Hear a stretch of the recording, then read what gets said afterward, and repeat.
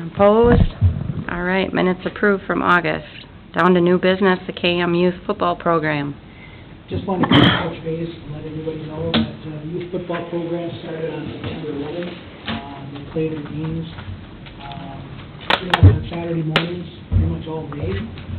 Their season will go all the way through October 9th. They have about 5 weeks. Then their last week, I think they actually go to Waseca to play for their playoff games this year. But it pretty much consists of the flag football teams all the way through 5th and 6th grade teams that play up there, and it's pretty much all morning long. So we got the field all ready to go and done, and it looked pretty nice for as far as the summer we had.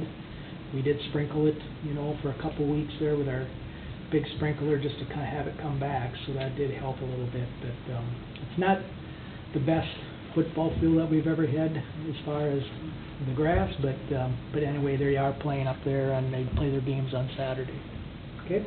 How many kids are involved?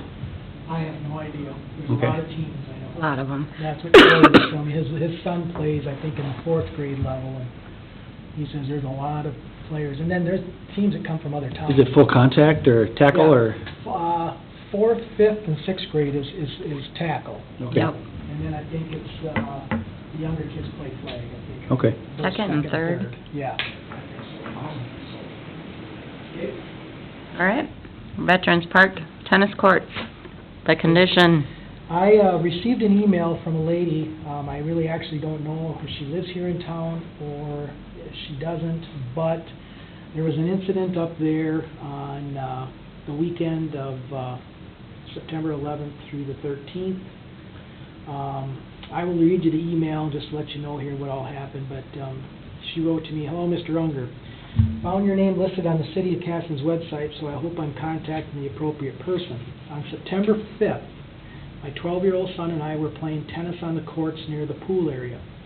I did notice the court surface had several holes and cracks in them, so we chose the one that had the fewer ones and didn't think much of it. While playing, I tripped on a divot, rolled my ankle, and hit my other knee. Since it was Labor Day weekend, I did not go to the doctor until Tuesday and ended up having a small ankle fracture that has put me off work for at least a week. I'm bringing this to your attention so that you may be aware and should probably look at fixing or closing the cord until fixed. The next person may be hurt more severely. Thank you for your time, Jacqueline Langus." So with that, I did bring this, and I got a hold of Tim right away there when I got the email and that stuff, and we had a discussion. And we've had the discussion actually before too, about the conditions of the courts. They've been there, and it wasn't, the gentleman was here a few months back, talked about that. So my suggestion, and I think Tim kind of is behind it with me too, is that we should possibly look at eliminating them old courts before someone does get seriously hurt.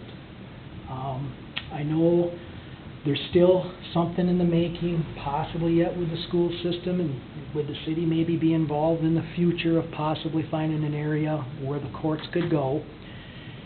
I brought this to the attention to the Joint Ventures group. I did also on that day when we met last week. And Mr. Matuska, he kind of said, "Well, that's great, but just let me know so I can take some type of picture before we tear them out, because they still may be interested in maybe purchasing some land from the city for them courts," where he said that they get $550,000, and he said that to the Joint Ventures here the other day, for upkeep and refurbishing, athletic facilities, different things like that. Now, we have 2 courts. He said he could probably get the money to redo 2 courts, but he probably wouldn't be able to do all 6 courts that would fit in there. Mm-hmm. So, but he wants to make sure if we do tear something down or whatever, just eliminate it, make sure that we notify him, so he can at least take some type of picture of the area, whatever, so that he has something to go back on and bank on it down the road, the city and the school district. Right. That's what kind of he told me. So I guess I brought this up here because I know me and Tim talked about it, but I wanted to give everybody an opportunity to say their piece, whatever, if they have something to say. But 60s, middle 60s they were built. They're pretty shot. Dangerous.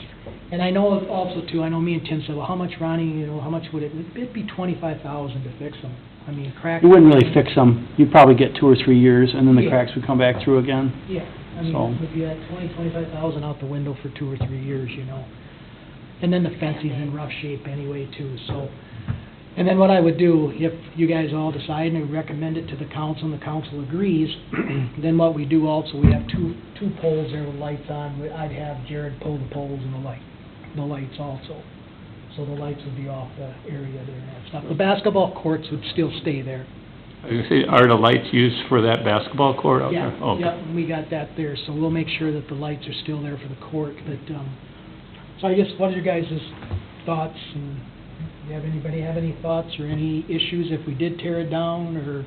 Oh, no, I think you're better off tearing it down, because, yeah, like she said, somebody else could get hurt more severely. Surprised it hasn't happened earlier. But what would you do? Take the nets down, take the fence down, And tear it up? then I guess, you know, I talked to Corey and Charlie and stuff, you know, and we could probably get everything all pulled out of there, and probably pretty much even the blacktop pulled out of there probably within a day. Sure. A day and a half, a full day. And then, of course, we'd have to dig some of the base out. I'm sure there's kind of some old rock underneath there, and then we would just have to fill it up. We got a lot of dirt from the old, from the ZED. Yeah, the Mhm, building. yeah. And then we could just put some of that dirt back in the spot, leave it set, and then next spring would we just seed everything, and we just have a green space there. One thing is, let everybody know, there'll probably be, Jim thought maybe a couple handfuls of people that, you know, that sometimes might think something about the tennis court, you know. You know, that's how it goes when something gets created, you know, but,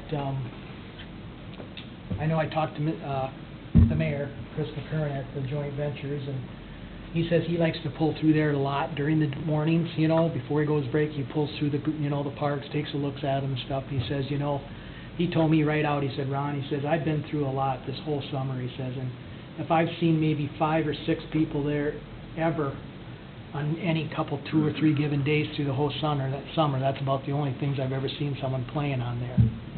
So there's probably not a lot of usage that's going on right now, so. Yeah, I mean, it's part of a larger discussion on the tennis courts as a whole in the community. You know, it's a big undertaking.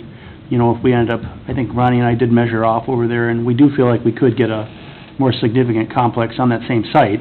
It would not be angled quite the way that maybe you'd want it to be, but it would be functional, and there are plenty of courts that are orientated that way. We did look at another site too, over by the library. But part of it is if the school, like Ronnie said, getting those pictures, if we can use their funding to refurbish the 2 that were there, you know, in essence, rebuilding those 2. And then if the city only had to pay for 4, you know, as part of a 6-plex of courts, which is what I would envision for that site, then, I mean, that's probably a couple $100,000 we would save, which would be, you know, would be huge to getting a project like that pushed forward, so. 'Cause I mean, I enjoy tennis, that's one of my, you know, I enjoy that, and it's a fun sport in town, and I know when talking with the school, you know, between Byron and Casson, they'd like to do a program, a tennis program. They think they could do a collaborative program to start off with. But, you know, Byron's got some courts, but not the whole complex, so. Mm-hmm.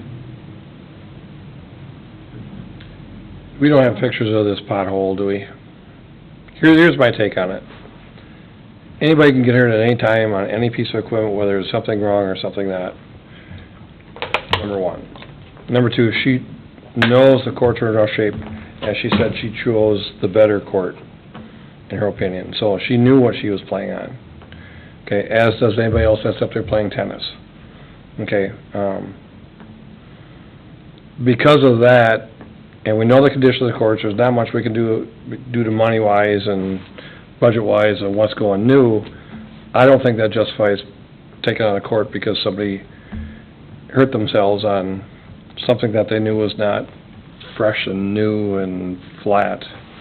My opinion, you put up a sign, play at your own risk, you know, whatever it is. I know it's on city property, but I don't think we gotta get bent over shape to start pulling stuff out because of a letter. She played out knowing the condition the court was in. So unfortunately she got hurt, What if your parking lot was like it? It was like it. You know, I mean, you have to think of safety of people, whether it's bad or whatever, they're still gonna go on it. The city doesn't need a lawsuit, you know, 'cause that's an easy lawsuit right there. I think it It comes is. down You to know. the League of Minnesota Cities Insurance Trust too. If the league knew that the Yeah. courts are in that shape, you know what they're gonna do? I mean, I'm not concerned about the liability. Right. You know, she's acknowledging, you know, like Greg said, but I just think from a functionality component, I mean, I enjoy tennis. I'm not gonna play on those courts. It wouldn't be very much fun, because your ball's gonna be hitting cracks. It's not gonna be, I mean, there'd be no point trying to play on that court. I mean, I went over and looked at it again today, Ronnie, and just 'cause I wanted to, you know, 'cause I hate to tear anything out too. I mean, I completely understand that, you know, and I just don't know from a usage perspective, we're not seeing the usage.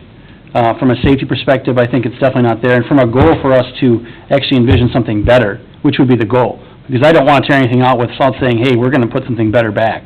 You know, that's my goal, is to make this community a better place. And right now, we have courts that don't work, lights that are really not intended for tennis.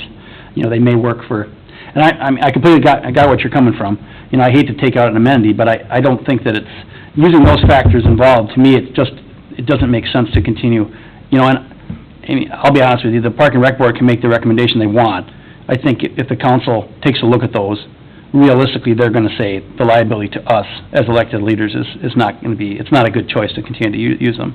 I'm not saying we have to take it out right away. We continue to evaluate. We probably won't get to the bituminous right away. I mean, for right now, all we're doing is looking at taking the nets down, you know, and That would be, you know, take the nets down and let them know it's no longer a tennis court playable. If they wanna play on it, let their dog chase the tennis ball on it, Sure. whatever it is, it's still, you know, don't spend your time and effort into pulling out a court that, I'm sure we could. Whatever. But it might take more to put something back, and if the school's saying, you know, just take a picture and leave it for now, you know, a $25,000 repair is a heck of a lot cheaper than building new ones. And if it only lasts 3 years, that gives us 3 more years to find something, to put something somewhere too. So, I don't know, I guess I understand pulling nets out, not a problem, but I would, my opinion would be, you know, don't start ripping stuff out, so. Chris looked like he had something Yeah, over if here, I too. could. I just, I mean, to your point, Tim, I think most of you know I worked in the public sector for 25 years, and I would agree it's maybe not with her acknowledgement of the condition an issue, but I would say the League of Minnesota Cities, and if you get one of their loss control officers down here, or you have another claim and the city willfully, number one, at a minimum, doesn't take the next nets down and not make it a tennis court anymore, you'd be opening the city up for significant risk, and I think the goal is to mitigate risk, and plus if it's a park amenity that's really not usable, I guess I personally would be more supportive of, like you said, it's a day worth of work, yanking it out, and, you know, you need to start fresh, and the only way to get some support by the community is not having that amenity or anything, even any remnants of that, in my opinion. And not to disagree, I don't think there's an immediate risk with that individual, but I just No. think long-term, I think it would be in the city's best interest to remove the courts. Because I knew the League of Minnesota City, when you go to any of them loss control workshops, Yeah. it's totally ADA compliant, safety issues, Mm. enough safety surface underneath. I mean, they go through the Well, Ron, do you have a loss control officer that comes down and meets with you on an annual basis or not, and looks at your park We have a set-up equipment? meeting we do. Yeah. Okay, Yep, yep. That's I think, what I would think just, Park and Rec was a focus maybe like 3 years ago. okay, If I remember, when I was in Blue Earth, we did a Park and Rec meeting with Troy from the league. They have a different rep here. yeah. But, I mean, I guess to me, it's the willful ignorance, you know, like, I don't go past that every day, and until I went out there and looked at it really with Ronnie, like, you drive past and you're like, oh, it's a tennis court. You look at it, it's in pretty rough shape, and, I mean, I guess, you know, from our perspective, I think this is a topic we don't want to belabor tonight. I think Ryan's just letting us know he's gonna take the nets down. I mean, the season, as far as we're concerned, is done. And this board's a great place for us to debate what we wanna do. You know, that's, one idea is tear it out. One idea would be, do we try and, you know, raise the money to resurface it? And that's an issue that, Greg, you know, it's a viable possibility. You know, it is a short-term fix, but like you said, it's possible that we could recode it. I mean, I'm not saying it's impossible, because it isn't. I've seen bad courts that have gotten recoded, and it lasts 2 or 3 years, and the cracks come through, and then it's done again. But I think that's kind of where we're at, is just letting you know the situation, and we'll have it on an agenda, I think, again, maybe in the next couple of months, and we can talk about it over the winter time when we have time. But in the meantime, take the nets down. Yeah. I think that's suffice, so. But if you have other concepts or perspectives, please let Ronnie know, because, it's good for him to make he brings me a budget, the budget request, and we start doing that in the summertime, and he's got, here's what I'm gonna do, and, if we were gonna start to even look at resurfacing it, it would be something that I need to start thinking about probably 2 years ahead. So, and that's something we wanna look at, so. All right. Okay. So would you still tell Mark that, we're gonna pull the nets, if he wants to take his pictures, come on down, take his pictures?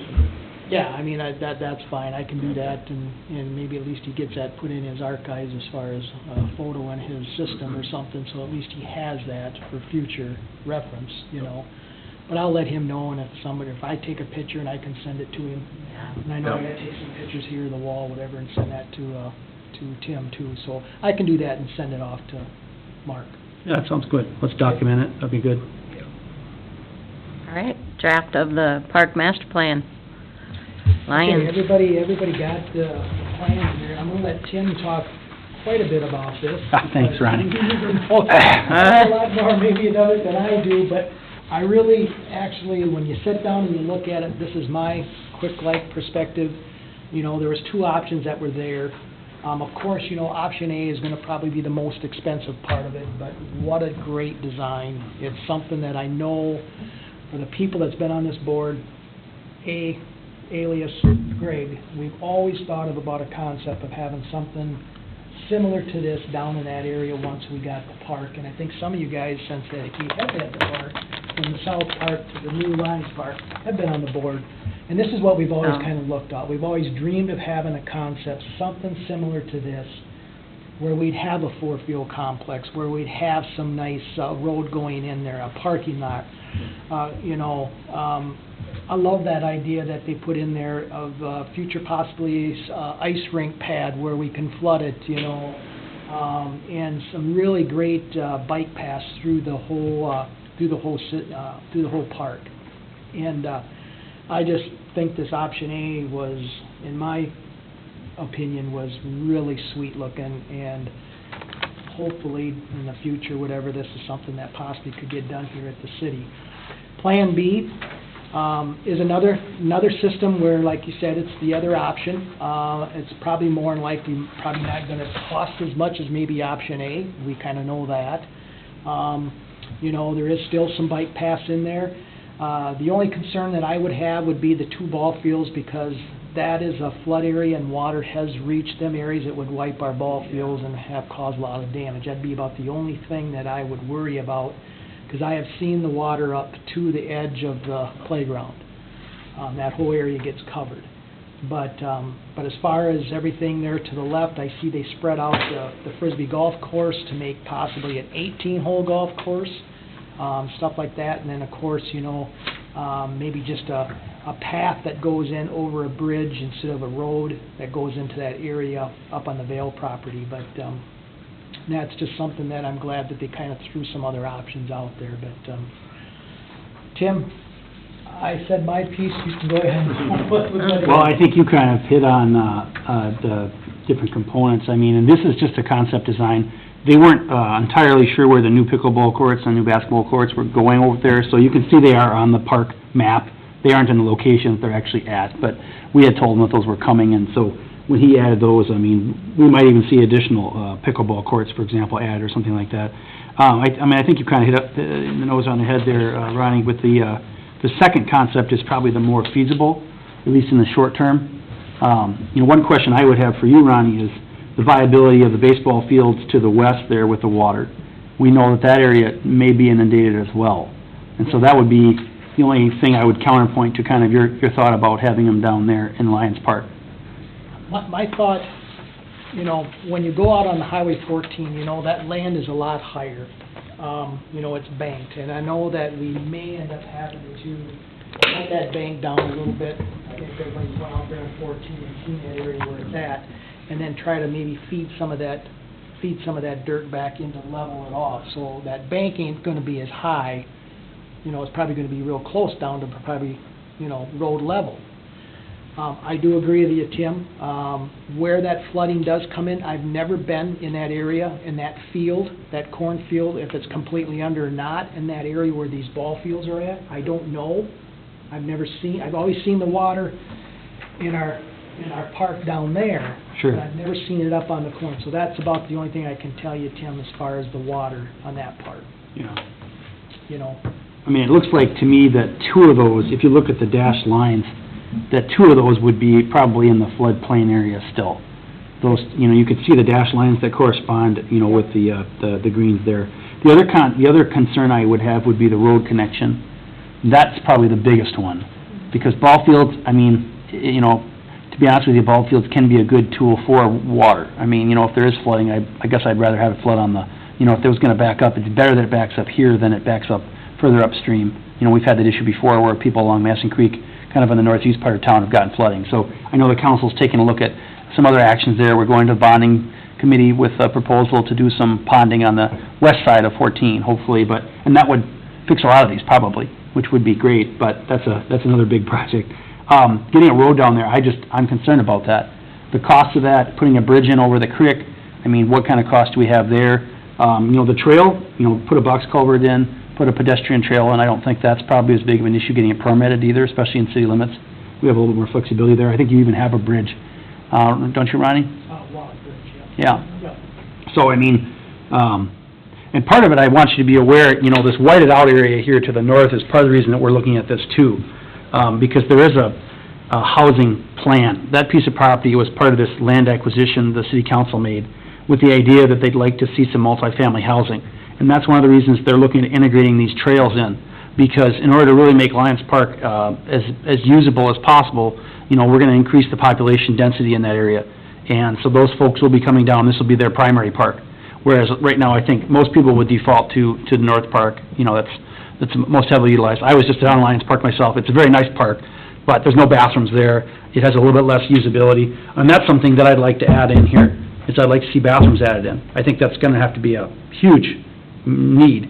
I know there's some issues with that, but that's something like, instead of some of these other amenities, maybe getting bathrooms down there first, because people, they need the bathrooms. The porta potty's fine, but when you got little kids or you've got different folks, and especially if we were going to increase the usage by as much as a 4-diamond field would, that'd be huge. So some things to work out, but these are just the first drafts. So I wanted to bring them to you, and Ronnie has looked them over. We're working with these park planners. I think we've kind of got the concepts, what we want to have in the park, aside from the bathrooms. It's just a matter of where they're going to go, and then how is it going to integrate with this street or a trail system. For example, they've got a couple things in here that I want to hear if you're interested in. Archery range, is that something people are interested in? I don't know. It doesn't seem like the bow is as utilized as it was. I hear that all the time from hunters. The bow season, there's plenty of availability, there's not a lot of use. But I mean, it's something that's low cost, reasonably low cost, that could be a nice amenity. Splash pad, they've got in the first design there, they've got a splash pad added.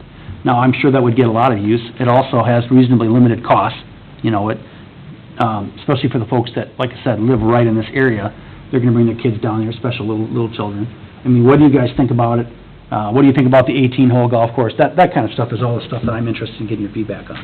And I don't, some of you probably didn't look through it as much as you would have liked to, so we can talk about this some more, but that's what the feedback I'm kind of trying to solicit, so. Are you gonna try and do something like that where fields are, would tiling it be a solution for some of the water? Or? Well, of course, I think the kind of water we're talking about, tiling probably would not help. Because in a normal year, when it's not inundated, you're not gonna have an issue. Like, there's a lot of corn out there right now. In a year where it's flooding the tile, it's just gonna back up into the creek too. So it's, not that this is necessarily gonna stay on the field all the time. I mean, it's gonna, just like we see it, even though it was so dry in August, we got those 2 days where it was 2.5 inches of rain, and it was like an inch, almost 2 inches the next day. And we still saw the spikes, the spikes happen, even though it was dry as a bone. And the ground sucked it up right away, but sometimes it comes down so hard that even the other day, we got that half inch of rain. Was that yesterday or Monday? It was just a half inch of rain, but it was in like an hour, and it came down super hard. I mean, it charges everything pretty hard. So Yeah, I don't know that tiling would help, but I mean, there's some things we could do, some embankments possibly, and the other thing would be that it's a nice release valve, so allowing it to have, I mean, if you've been, I don't know if you've been down Cedar Rapids or Waterloo, you know, right along there, they have tremendous flooding down in Iowa. But what they ended up doing was, well, it's the same thing in New Orleans, you know, that Ninth Ward, where, yeah, a lot of it just didn't get rebuilt because it's gonna flood. And they're better off kind of making it into a memorial park, and, I mean, so, I think that'd be the right answer there, but. Do we have enough usage on our current fields, baseball fields, softball fields, to warrant adding 4 more? I mean, you look 20 years ago, you had a women's softball league on Wednesdays. You had men's on Thursday, a court on Friday. Do you have all of those happening now? Like, do the numbers we have in the community dictate adding in 4 more different fields? Well, I believe in the future, if the city keeps growing, we're gonna have an overabundance of baseball and softball players in this community. Right now, they use Denison, and they use Mantreville's Park, and they use our East Diamond Park, and they use our Library Park, and they use North 1 and North 2. It's full, Monday through Fridays. It's full. You may not think it is, but it is being used every single night. We only have 1 night of adult softball. These fields here are not going to be built for adult softball. These fields are going to be used for our youth, which I'm talking about probably all the way from kindergartnens all the way through high school. It'd be really nice to be able to get a nice baseball field out of something that where you could have the 350-foot or 375-foot fence, you know, where you could have a decent ball field to play on too besides the high school. So I look at it as within the next 15 to 20 years, I believe that the city's going to be probably close to that 8,000, 9,000 mark, and we're going to have a lot more kids playing in the youth leagues. Because I know right now the KMBA and the Girls Softball Association, they kind of go at it with each other as far as who can get what field on what night and what day. You know, and that's something. Now, we used to have the Park and Rec whole system. Remember, we used to have T-ball, the Park and Rec. I ran it all when we first started. And we did have the same amount of fields. If you think about it, we really haven't added a field, only East Diamond. Yeah, But we used the high school when they had the extra field, and now the high school, that extra field's gone. See, and I used the high school I had to use our program. So really, when they got rid of the field, our East Diamond took part of that other field. So we haven't really went out and built any other fields as far as usage, as far as more fields. A complex like this, it would be really, I just say this, it'd be really nice to have all the parents come in and filter in your youth baseball and softball into one area, and maybe keep the 2 fields up at North Park for, you know, the adults, and then our East Diamond field close to the school, which they utilize for girls softball as a C-squad field, which is really nice. So we're kind of in that area too, you know. So location, you know, would there be a better probably place for a 4-field complex? Probably, yeah. But where? But I just really truly believe, living here all my life and seeing how the programs have went from year to year to year and kids to kids to kids, and the way the school district has been growing, I mean, there's still going to be some more availability for ball fields, and kids love to play ball and softball. So certainly, looking at this plan, just a couple of comments and my thought compared to the 2. If these hashed lines are the floodplain, which I'm assuming that's what they drew on here, it looks like in concept A that the floodplain stays out of all the areas that have ag line. So, I mean, all you're really doing is inundating the turf if you have a flood event or whatever, so that probably isn't going to be a huge issue. Just thinking about this and, you know, kind of instead of that theory, if we build it, they will come. Certainly with this, I would think if the city was going to undertake this and funding was available to build this, certainly you could grade and prep the whole site and build the fencing and the infields and whatever for 2 of the fields, and then you build the other 2 once you see the use. And so I think you could have a phased approach. The other just general comment that I see, And I know, Ron, you've been around, and all of you have probably been around, but it seems like this design by HKGI is extremely underparked, based on just if you actually had the 4 fields in here, and you think about the number of players, they're all gonna be youth, they're gonna be driven by their parents, they're gonna be overlapping games, all that, and when I just counted the spots, there's probably in the 70 to 80 range. If you have all 4 fields going, you're probably about half the capacity you need. I'd say that's probably double you'd need there.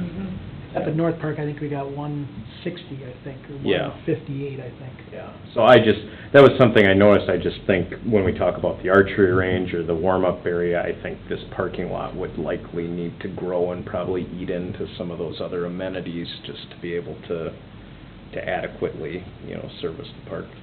Other just general comments, I like the idea of a splash pad. I think every community struggles with that, and you have groups that are interested in that. The only question I might have is this the right location for that? I mean, I'm getting into the weeds, but is this the right location, or would, near the aquatic facility or something like that be more appropriate? But otherwise, I think they did a nice job with it. Talk about a soccer field at all? I mean, you look at the high school area, if they do add on or build a new building in that area, you're gonna lose soccer fields. That's one sport that's growing in our community that doesn't seem to have a lot of space. Is that something we've looked at? We have that regulation soccer field out in the northwest.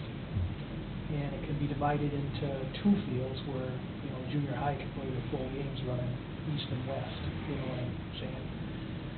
I wished, and there always was, that the school would use and utilize that facility.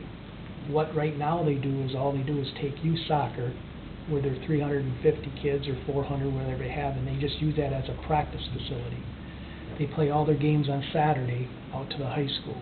But that's a valid point, Ryan, because if for some reason the school adds on and loses them soccer fields there, behind the Catholic Church at any given time, they're gonna be hurting for space too. Are you talking that northwest out where they play practice football as well? Yes. 'Cause there's not ideal parking. I mean, you're parking on grass. There's no bathrooms again. That was the whole thing. When we first built that park, that whole area was gonna get all new parking lot where you're pulling off 14th, all be gravelled and then blacktop.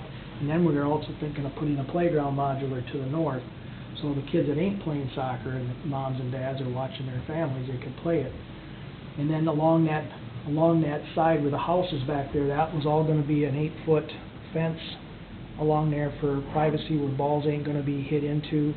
And then, of course, to the north is floodplain, or wetlands, and we can't really touch anything with that, But that was the kind of the area where the proposed plan of what we wanted to do. Put a parking lot, a playground there, and then convert that to make sure it's just regular, really nice soccer fields. It's tiled, but if it was really gonna be a nice facility where people were gonna play games and stuff, of course, we'd have to add irrigation, which we have hydrants and stuff there to do that. But that is one area where we do have availability of soccer fields. Any other area in this town we have not looked at as far as the city? Well, I mean, your option A includes it. There's a flex field on the west side of those baseball fields, which, Correct. I mean, to be honest with you, when I talked to that park planner, that was one of the items I brought up to Ryan, because I guess I see soccer as a relatively low cost. That whole site could be a soccer area, if it inundates, it's not a huge issue. Because that's my biggest concern is, you're gonna put a lot of money into this and it does flood and it gets wrecked or something, and Chris is absolutely right about the ball fields. I mean, that's why we would put ball fields there, because it's a great spot for, if it gets wet, then I guess we gotta clean it up and it is what it is. But yeah, so I mean, soccer in that area, the demand is one thing we're having a hard time figuring out. Because kinda like what Ronnie said, we just do not see the full utilization in the current area. Obviously, improvements would help that. But part of that's gonna be banking on what does the school do in the next couple years? And is there gonna be the demand? So if those fields are no longer existent, then obviously there's something we have to coordinate with them and make sure that we have that available for them, so. I mean, their sports enrollment's down almost 100 athletes this year in the fall compared to last year. And last year we know was a much more difficult year with other things going on. So you're seeing a drop with numbers. So is that something we need to watch? Sports? Yep. Is that something we need to look at and say, are we spreading too thin? are we starting things before we finish other things? We mentioned finishing that soccer field and putting a playground complex there, but yet we're looking at a huge new complex in a new area next to a different park. At what point do we finish something we started before we start something else? Right. And that just goes back to the funding, or having a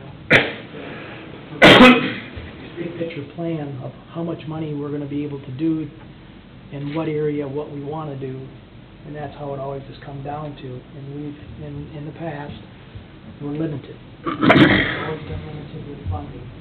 To do a project like something like this, of course, that's gonna have to be, I'm sure, probably bonded and whatever. Some of these projects, like even at the North Park, if you do a parking lot, you do a playground modular, you're still looking at $250,000 or more. $161,000 just to blacktop Lions Park with a curb.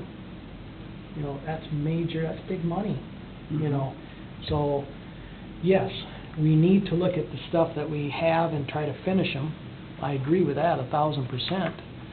But then if we do that, it might be a couple period, 2 years, 3 years to be able to do them types of projects, and then all of a sudden, okay, then the other ones get left behind, and then you gotta make sure you have another plan to go to the next one, you know. So, what we've done in the past, and I think you guys all know this, we've kind of picked and chose what we needed to do at a certain park. You know, we've tried not to keep all of our eggs in one basket.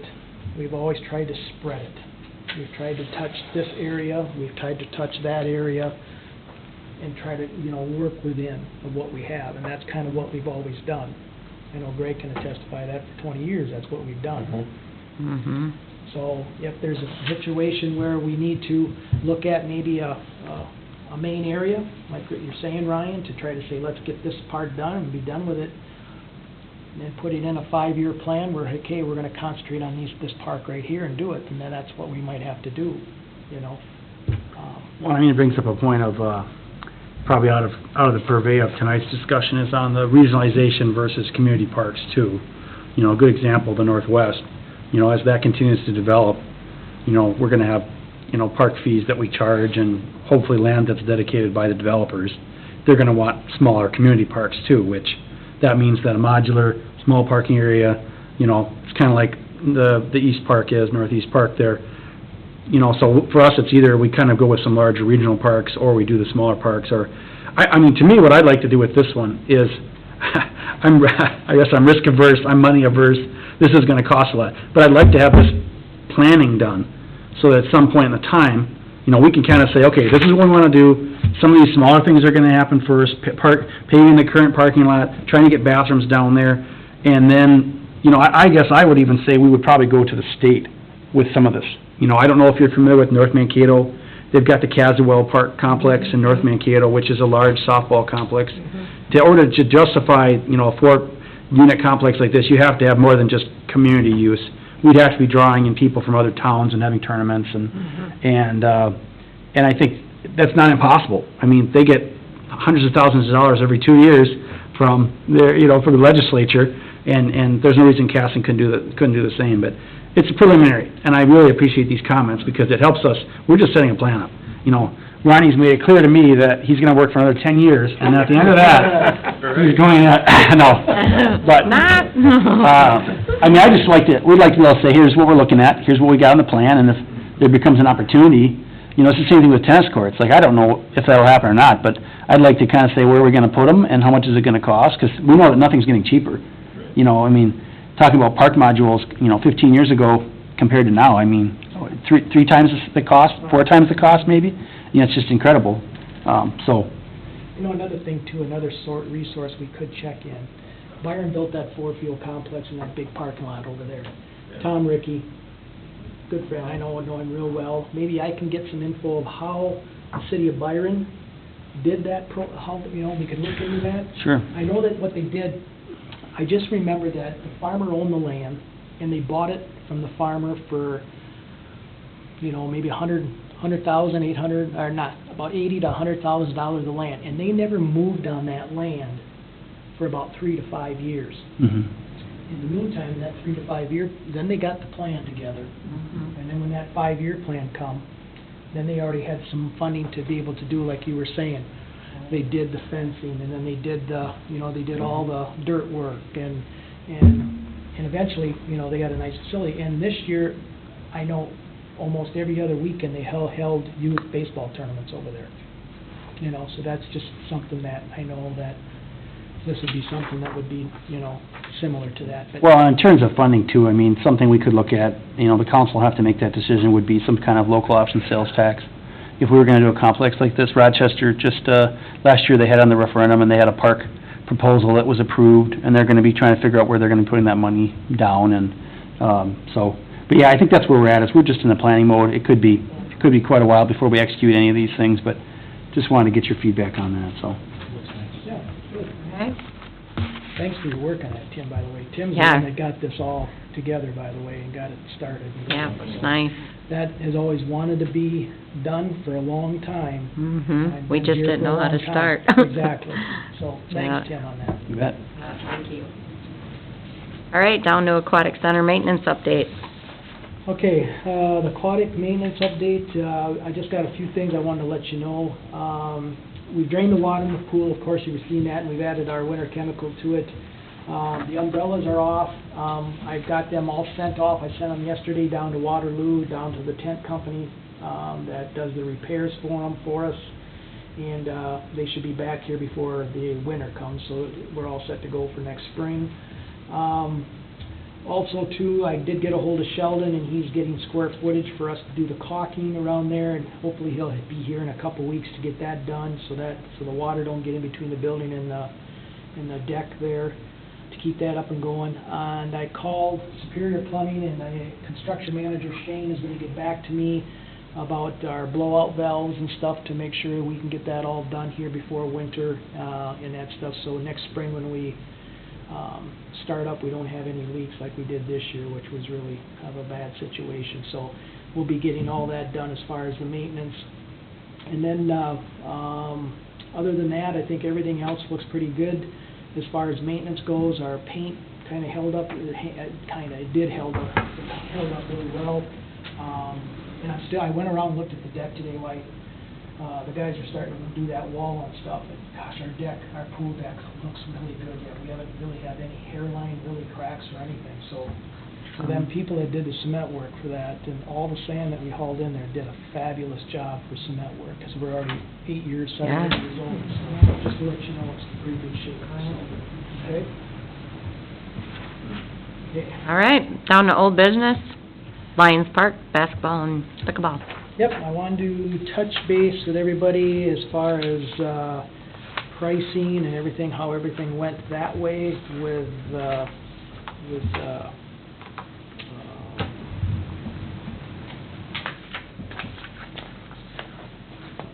see, where did that go?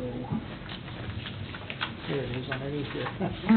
Okay, I have the totals. I did finally the whole total cost of both the courts, just to kind of give you guys an idea. I will be turning some of these invoices in to the Joint Ventures group. That's the school, Bob Haas, the business manager, and he'll get the checks here sent back over to the city. The basketball court, first of all, Joint Ventures allocated $19,000 for it. The pickleball court, they're going to allocate $20,356.81. That's what it costs to do the pickleball court. They funded everything, okay, at the pickleball court. The Lions member, as you can see, Mark Packard was here. He donated $4,000. Total cost of both courts was, let's see, well, the money that they're going to be donated for both courts was $43,356.81. That's all coming in donations from the Lions and the Joint Ventures. The city's cost is going to be $10,997.99, $11,000. So between the pickleball courts and the basketball courts, you're looking at probably around $54,000 to do both courts. Okay. The basketball court alone was $33,997.99. That's including the baskets, the poles, the rock underneath, the posts, sleeves, and the net for the pickleball court, the fabric, the paint, the cement, and the sod that we're gonna be putting around it. The pickleball court, total cost, as I said, came in at $20,356.81. Pretty much the same thing that we did to the basketball court, just a little bit cheaper because the size is smaller. So, nice project, it's gonna look really nice. I also met with Kelly Raymond, the father, school teacher, that kinda actually got this together and brought it to the joint ventures and stuff like that. He wanted to have a memorial sign placed east of the basketball court, in memory of his son Braxton. I talked to him about that, and we talked, and Able Signs is gonna do the sign. It's gonna be half the size of the sign that's out there in front that says Lions Park. It's gonna be smaller, and it's gonna kinda go right behind the transformer box, kinda at an angle between the pickleball court and the basketball court. Okay? I know that they can put a picture of some type of face or some type of body thing, whatever. I know they can do that because they did that, remember, to Mr. Casson on our sign down. On a sign at the library. So he asked me if it would be okay if he could put some type of, and he showed me a nice really shot of just his son shooting the basket in his face and his shirt in the comments. And I asked Tim about it, and Tim and me talked, and we didn't really have any problem with it. No, not at all. You know, or something. And I think what he's gonna have on top of it, it's just gonna say, gonna have the City of Casson logo like all of our signs, you know, the Casson Park and Rec, and then it's gonna say, Braxton Memorial, courts or something like that. Not specifically basketball or pickleball, Braxton Memorial Courts. And then a sign, whatever, and that stuff. So, I told him, I said, he was gonna go down to Chris Abel, down here. Chris will write, program something, get it all programmed out, and then he'll send Kelly, what it looked like, he'll send me a look like, and I'll bring it back, I'll let Tim see it, see what we think, and then, we're actually looking at probably putting the sign in probably after the pool starts up next year. Like around the end of the spring or early summer.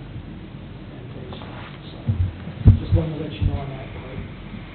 Also, too, Midwest Fence, if you went down there, it's supposed to come this week to install the fence posts and the fencing and the gate for the pickleball court. We also need yet to paint that pickleball court along with installing the post and the net. Well, like I said, we'll be laying sod this Thursday, 14 pallets, 733 rolls to be exact, around the courts. So we'll be doing that on Thursday. And then we thought that maybe once we get the sign up and stuff, maybe next summer that they might have a groundbreaking type ceremony or something like that. He also told me, he said that they're thinking possibly in the future to hold maybe some 3-on-3 tournament things and memorial for him and a benefit where they can raise some money, stuff like that down there. And I also told him that we're going to be putting 2 benches on the basketball court, 2 benches on the west side, 2 benches on the east side, and then on the pickleball court we'll put 1 bench on the east side and 1 on the west side, so we'll have 6 park benches that are up at the Aquatic Center on the outside, some really nice ones. And we were thinking about putting bleachers up there, but then we kind of thought, we can always go move a bleacher in for a tournament, if we need to or something like that. So we decided to go with park benches. So, but other than that, it's going to look really nice up there. Awesome. All right. Any questions on anything? I can just tell you that I know my wife took my son there to play, and he's younger, but there was a group of teenage boys there, and the courts were extremely busy this past weekend. Were they? I don't know if anybody else has seen it, but there is a lot of use, so Great, good thing. Sounded really great. Good. All right, down to Venturin's Park Stonewall update, which Okay, started today. Yep, which started today. John Dingley and his helpers started the wall today. He said it'll take probably around a month to finish the entire wall. And when I mean the entire wall, I'm talking everything all the way to the driveway. The price actually came in $500 cheaper with everything. So price was $49,517.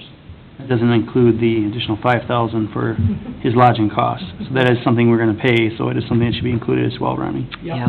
Yeah, I wrote in, there may be an additional $45,000 to $5,000 for lodging, where both workers are gonna have to stay out here to the hotel during that time, so, They're staying with John Olive. that wasn't for a sure thing. Well, that's what I heard they are now. They were gonna find out today, right? They're You gonna said? find out this afternoon after I left from work, so I don't know what the deal will be tomorrow. Because John texted somebody and said that they were staying with him. If that's great, then that's $5,000 we don't have to worry about. But John was really nice, he goes, well, we'll see what John comes up with, John Olive.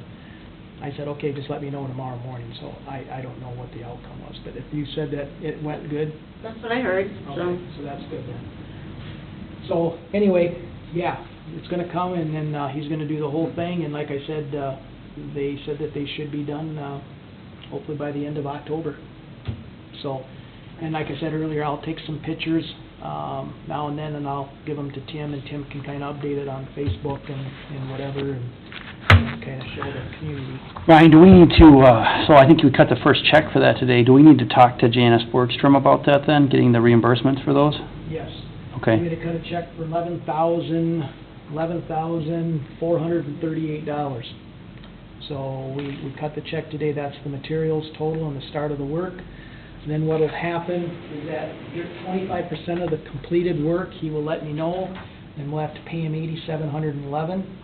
50% completed, we have to pay him another $8,711. 75%, $8,711, and then the labor due on completion, another $8,712. So 25%, 50, 70, and then completion, so that's where it all pretty much starts. But yes, we do need to have that money. Right. Good luck. What do you mean, good luck? No, we're fine, just good luck.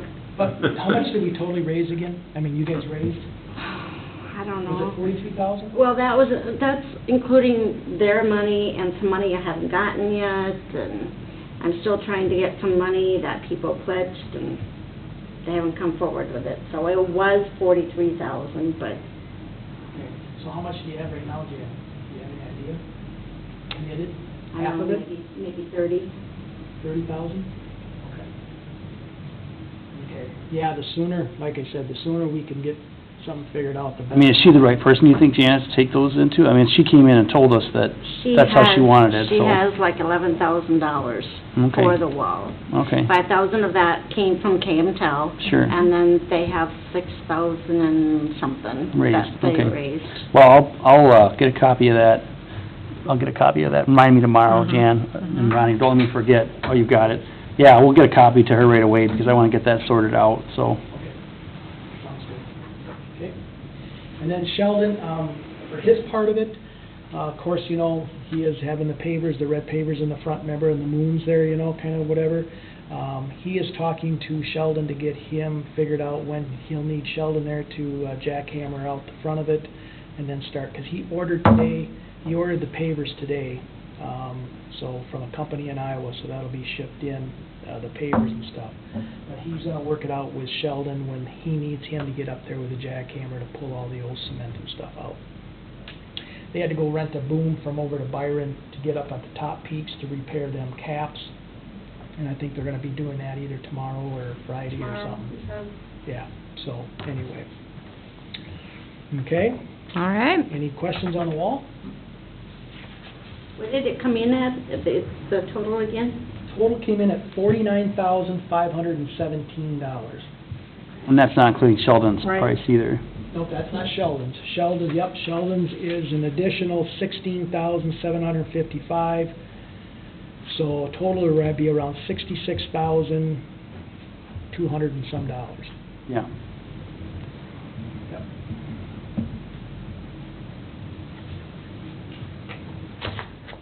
All right. Down to Girl Scouts lending library. Just wanted to mention, I did contact Darcy after our last meeting, and she was so excited. She wanted to thank you guys, each and every one of you personally, for having the library, and the kids were really excited about it, and I think they're in the process of getting it all together. And she'll get a hold of me and let me know where she wants to put the lending library down at Lions Park. But she just wanted to make sure that I told you guys, thank you very much, and the city council. Okay? Such little things make people so happy, huh? Oh, gosh, she was very excited. Yeah, that's just neat. No, that's cool. All right, correspondence? I just had one other item too, that I just wanted to update you on, let you know, the ice arena board did meet, well, it'll be 10 days ago, about a week and a half ago, and we did have a really good meeting there too. I know we've talked about it a little bit before here, and we had representatives from the county and the city, and also from, one of the associations, and I think it was a really good meeting. Talked a lot about the 20-year plan for that facility, and then I talked to Jim Elmquist last Friday, and we're going to be taking a look at some of the strategic options there for the ice arena. So just to keep you aware of that as well, that we look like we have a replacement for the refrigerant system, which has been a real hangover. The R22 has been something they've been concerned about for a while, but looks like we have that fixed, and then they will be looking at adding a full-time staff person there as well. So that's going to be another full-timer, including, right now they have a couple part-timers in Howie. Steve Howarth is our manager there. So just want to let you know, I know it's not directly related to Park and Rec, but we do have a lot of kids that use the facility, and it is a nice amenity in our community, so thank you. I got a question. Last meeting, we talked about a park bench, that somebody wanted to have a park bench put over by County 34 here. Okay. There's already a bench across from the car wash. Where, that was like a day later, seemed like. Yes, we did. We put it the next day. Okay, 'cause I drove by, I'm like, there's a bench there. But then, That's been with you, Greg. 'Cause I'm like, I'm glad you brought this up, because I totally forgot about it, but yeah, we had a bench there, and I had talked to Don Howard, because Don Howard was approached by Ron Musoff that lives in them townhomes. Mm-hmm. And he's the gentleman that said that there's a lot of people that cross that area down there that are winded, and they need to have a rest before they take the groceries home. So anyway, I thought, well, we already got the cement pad down there, and we had a bench there that was crumbled, and well, I didn't realize that pad was there also, I'm like. Yeah. So I looked at it, and I just told Corey and the guys, hey, just grab a bench there, and we'll just bolt it down, and we got a bench there for them. Well, 3 days later, I got a call from Don Howard, and he goes, Ronnie, that's not where we wanted the bench. I go, what? I said, well, they go from High V and walk down Second. Well, they're talking about by the walk bridge, by the creek. See, and that's what I mentioned, and you said that's not our. And I go, gosh, I said, Don, that's just that's really steep, I said, we would have to go and haul in a whole bunch of dirt and level it all off just to get the pad in there. Well, Ron was saying that they walked through the walk bridge and they need a rest, and I go, well, it's only another 100 yards, or not even 100 yards. Half a block, yeah. So, I'm glad you brought that up. I was going to bring that Well, up I here. just thought, where are they gonna put this bench, 'cause there's one there already, that was my mentality, it's like, Boy, Ronnie works thank you fast, for being. huh? Let's see, Ronnie, we need a, tennis court. Yeah. And then I thought, oh gosh, I better bring it back to the park board and let them know, but it's not gonna be as easy as putting that bench in by that walk bridge. I'm just gonna tell you that right up front. It's not. Yeah, at least they have something down there. Well, that's what I'm saying, Yeah. Yeah. So what, I guess I could ask you guys what you guys' thoughts are or whatever, but, if you go down there and you'll see that blacktop pad that goes to the walk across the creek, the banks are like this.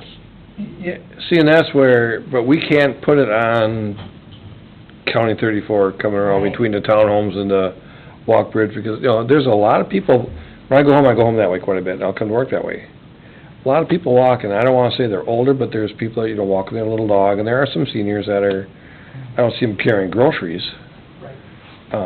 But just a nice little, with the creek and the grass and the mosquitoes where all that tree stuff has grown up, but. I really can honestly say, I should really be, I can't say that the county won't allow us to do that. I can't say that they won't.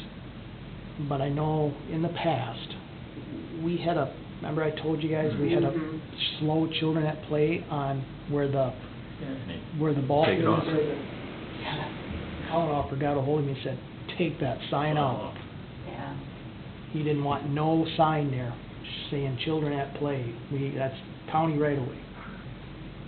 So, the path It that leads is. on 34, that's the county right away. Yeah. That's a county road, you know? Unless I go and ask Guy to put some benches there, you know, for future. Yeah, we could put a bench, no problem, on that bike path, which would, because the grass would be level. Yeah. But if we put it on that one that goes to that, then we're gonna have to do something. Well, and that's where, you know, as many people, because that's a nice walking path or bike path, that's a nice little, and for those people that are walking their dogs down towards the townhomes or down towards Lions Park, you know, I guess I envision that's where, you know, 2 little benches or 2 6 or 8 foot benches would look nice there. Easy to maintain and mow around, but I said the county's involved and Mr. Kohlenhofer. Do you know Guy pretty good, Tim? Well, you know, I've met Guy a couple of times, and I've talked to him quite a bit over the phone and stuff. You know, I wasn't at last month's meeting, so I'm not familiar with this project, but I can certainly take a look down there and see if there's some things. Maybe you can take me down there, Ronnie, we'll take a look and see if there's anything possible. I mean, it sounds like you fill the immediate need with a bench, so, I mean, maybe Just, for right now, maybe we'll let it sit. Just down the right walking direction. Yeah. Right. Well, So. a little extra walk for him won't hurt, it's good. It's just a little extra exercise. Yeah, walk over there, sit down, then get back up. and Yeah, just walk. a few extra steps. I would, Well, we'll look Concur at with it, that. Tim. Yeah, I mean, I don't really know what we're talking, so I'd have to take a look at it, but yeah, I mean, it sounds like something we can maybe take a look at well, in you the could spring. put a too. bench on the south side of the bridge in the Frisbee Golf and make that be, you know, it's like a tree sitting there. God. Make it an obstacle, if somebody says a bench to shoot around, but. Okay. All right, anybody else? Then there's one thing Oh. left I gotta mention to you guys, I mean, quick like here before we leave. It's about Sarah. Sarah has missed now the 4th meeting in a row.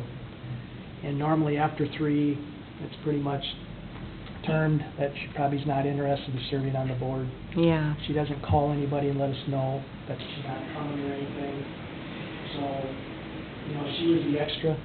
Yep. You know, we put an extra person on, so I just think that maybe we should really possibly just send her a letter and just say, you know, thank you for the time that you put on and just move forward without her on the board. That would be something, I just wanted to mention that. Yeah, that'd be fine. I just don't think her heart's into it. I hate to say that, but maybe she came here a few and she goes, oh, this is not what I thought it was gonna be. She just didn't know how to say anything, but this is number 4 then, right, Jan? Because she missed June, July, and August, and now September. Yeah, And she only made 2 out of since January. yeah. Yep. At least, I'm always wanting to get somebody, you know, give them a contact, let them know, okay, you know, you tell us if you can versus we're gonna tell you you can't. I don't know the circumstances, maybe there's circumstances that prevent her from being here, but you can say she didn't call and say she wasn't gonna be here either, correct? Right, she's never emailed or called or She's anything. never emailed or So- anything. Had no In contact. our bylaws as the board, it Yeah. says you missed 3 meetings in a row. I'm surprised I'm still here.